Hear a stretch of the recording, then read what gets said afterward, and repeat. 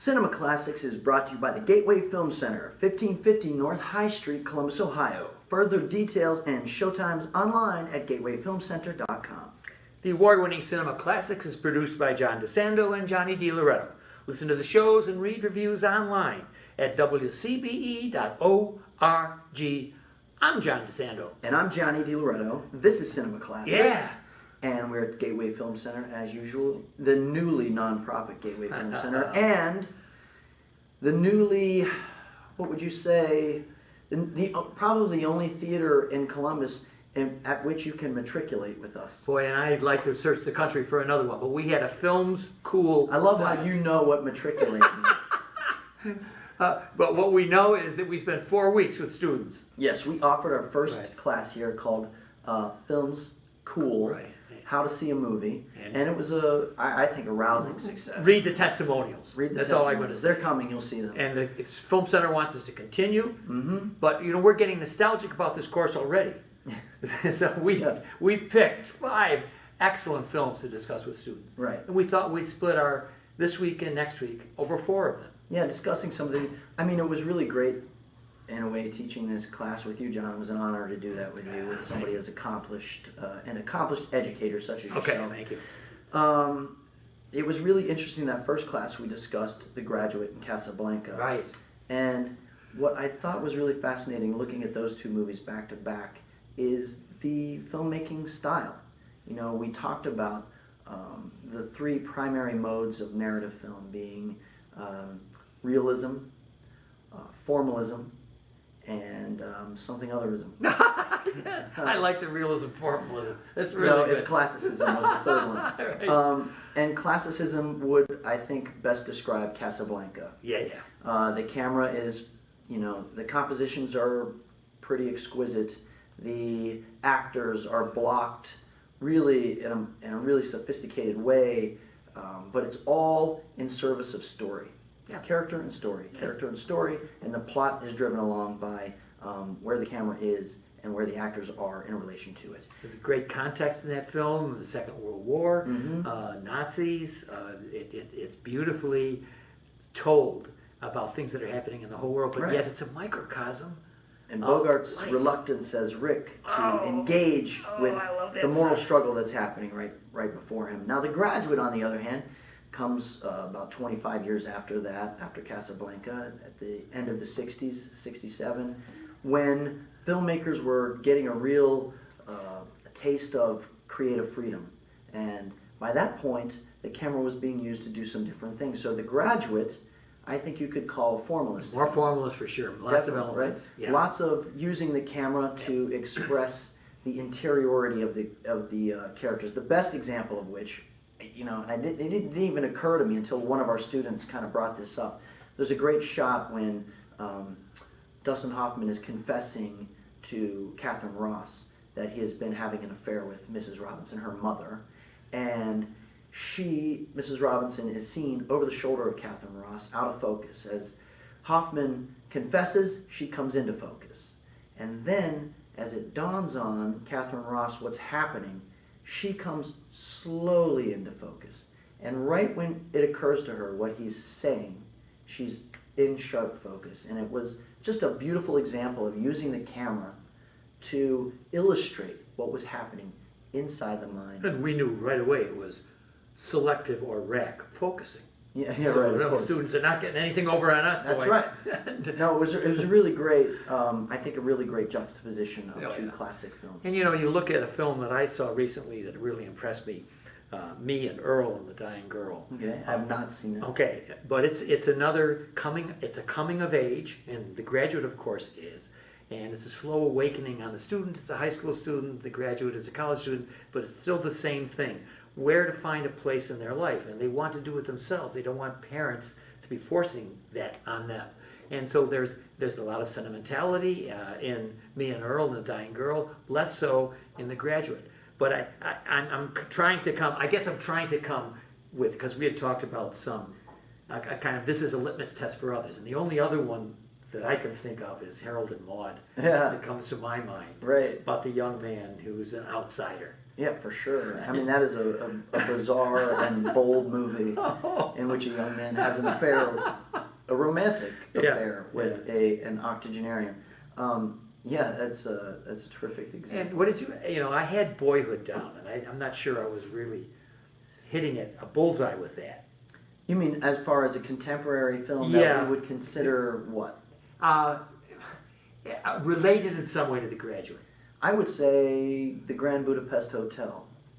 Not necessarily related in terms of content or thematics, but in the way that Wes Anderson is using his camera to evoke different moods. Oh, I like it. And I evoke like that, yeah. A sort of, a really sort of eccentric tone, and yet, despite the really almost fastidious eccentricity of his tone, he really does land on some powerful emotional truths. Yeah. And I think that's what makes him unique. Again, using the camera in a different, powerful way than most people do. Most films today, John, I mean, you go see most films, they're not thinking of where to put the camera. They're not thinking necessarily, it doesn't feel like they're thinking of that.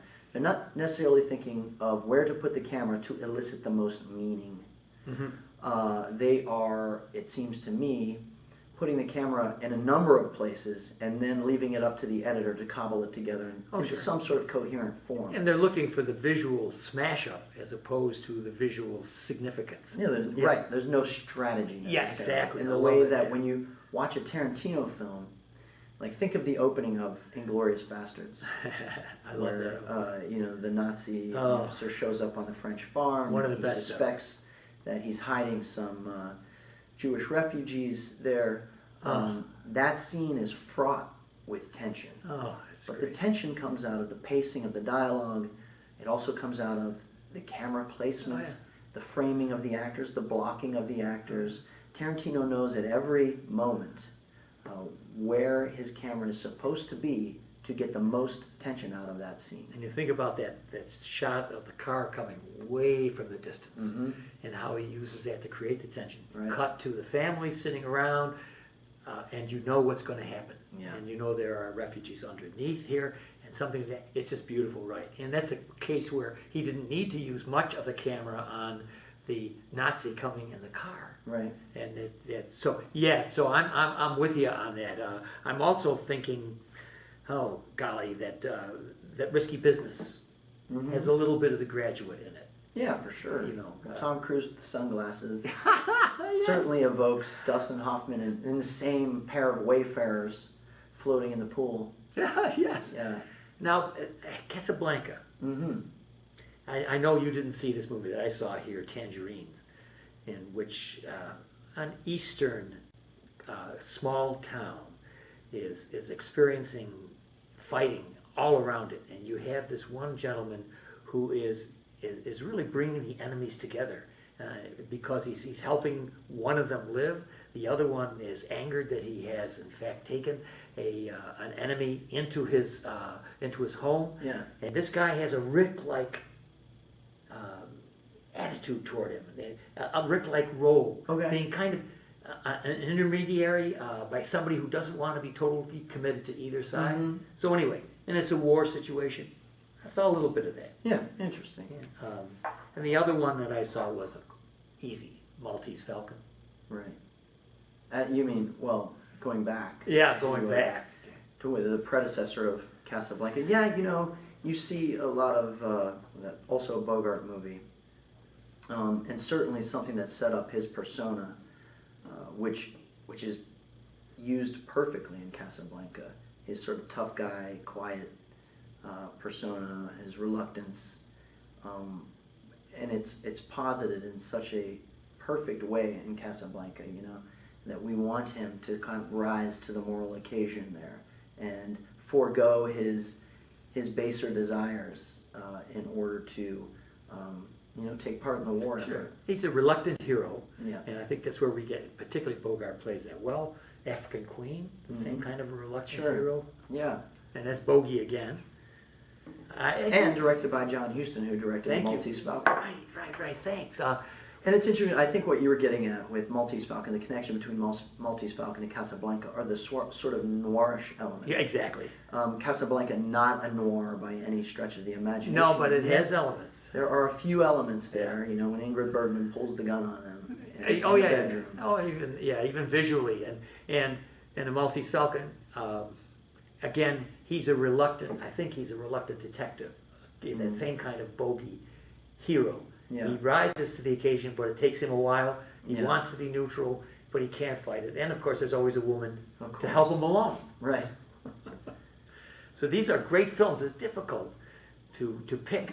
Isn't it difficult to pick something as grand as The Graduate and Casablanca? Yeah. You know what I mean? To say, oh, that's just as good as. Right. I can't do it. And it's really interesting. I thought, you know, I hope that people who took the class kind of realized the sort of trajectory there, that coming out of Hollywood, that at the time of Casablanca and before, the time of Maltese Falcon and Casablanca, Hollywood was really interested in telling stories. Good stories, cracking good stories with sharply drawn characters and beautiful photography. And really, Yes. what they were creating, I mean, though they oftentimes created art, they were really aware that they were creating a product. And what they didn't want to draw attention to was the camera. They wanted the audience to sort of be hypnotized by these movies. They didn't want, you know, any sort of mistakes, anything that would jar the audience out of their dreamlike state. By the time we get to The Graduate and beyond, they were interested in different things. Yeah. You know, that was the golden age of artistic expression in Hollywood. So they were drawing attention to. And they weren't afraid of to the style. No. See, and That's what but I mean. as you pointed out, style in service of theme Mm-hmm. was the best. Yeah. And that's what The Graduate does very well. And I think there is style in service of theme. It's just more muted Yep. in sort of Oh, yeah, in that classicist era. Well, you know. I mean, listen, you could have taken this course. Yeah, I mean, if you think this was good, you should spend a few hours with us in class. Right. So let's cut this off. Yeah. And next week, let's take Chinatown and Citizen Kane. Oh my, that sounds challenging.